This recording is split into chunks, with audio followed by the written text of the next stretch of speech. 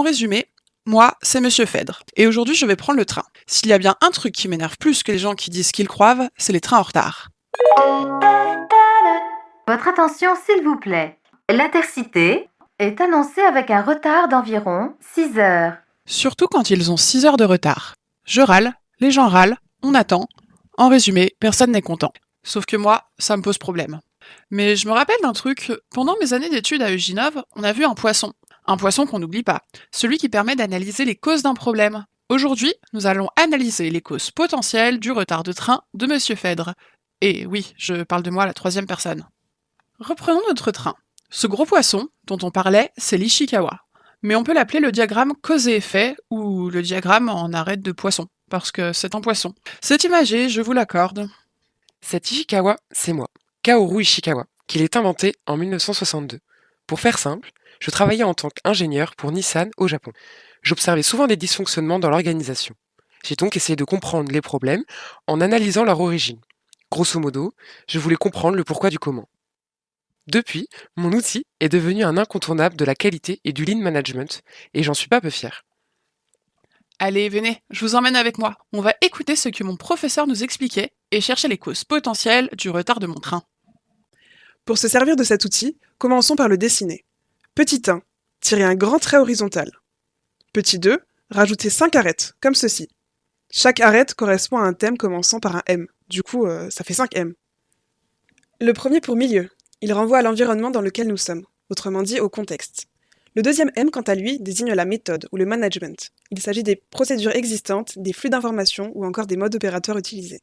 Le troisième M est relatif au matériel. Enfin, tout dépend de l'activité de l'entreprise. En production, par exemple, on parle de machines. Le quatrième pour la main-d'œuvre, il fait référence à la ressource humaine. Enfin, le dernier M de matière définit les consommables et les matières premières. En résumé, vous l'aurez compris, l'Ishikawa, la méthode des 5 M, le diagramme en arête de poisson ou le diagramme de cause et effet, c'est la même chose. Mon prof de qualité de l'époque avait même rajouté Vous pourrez à partir de ce diagramme appliquer la méthode des 5 pourquoi pour trouver la cause racine du problème et initier un plan d'action. Bon, il n'avait pas tout à fait cette voix, le prof, mais c'est ce qu'il nous a dit. Mais chaque chose en son temps.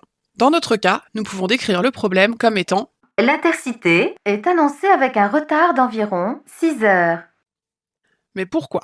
Pourquoi le train a 6 heures de retard? Nous allons imaginer les causes potentielles à travers les 5 M qui seront les arêtes de notre poisson. Notre problème, le retard de train. Pour le M de milieu, on identifie différentes causes potentielles. La survenue de personnes présentes sur les rails du train entraîne un retard par exemple, et ne parlons même pas des bagages oubliés dans les trains. Psst, pensez à étiqueter vos bagages. Pour la méthode, on détecte 2 causes. La régulation du trafic parce que oui, certains trains sont prioritaires par rapport à d'autres, ou encore l'intervention des équipes de maintenance qui peut prendre plus ou moins de temps. Au niveau du matériel, tout dépend de l'état d'usure du train. Un vieux TER ne fait pas le poids face au dernier TGV, mais ça peut aussi être un problème de signalétique sur le train ou sur les voies. Concernant la main-d'œuvre, on pourrait se dire que le conducteur est en retard, un réveil loupé, ça arrive à tout le monde. Sinon, le manque d'effectifs peut se faire ressentir et impacter l'affluence des trains. Psst, la SNCF recrute. On peut suggérer comme cause pour le M de matière l'électricité, ou l'énergie de manière plus générale. Une panne d'électricité sur une partie du réseau entraîne l'arrêt complet de nombreux trains. Mais également la maintenance. Les problèmes d'approvisionnement ne permettent parfois pas de réparer le train en temps et en heure. En résumé, on vient de créer un Ishikawa. En d'autres mots, on a analysé les causes du problème. Bon, maintenant qu'on a fait ça, on a mieux compris la situation. Mon train a toujours du retard, mais j'ai fait passer le temps. Mon prof de qualité nous avait même précisé Au fil des années, un sixième M s'est ajouté à l'Ishikawa. Il s'agit du M de mesure qui met en lumière les défauts de mesure incohérentes ou inexistantes de l'activité. On peut citer par exemple un temps trop long de préparation du train. L'Ishikawa est un merveilleux outil, adaptable à n'importe quelle entreprise.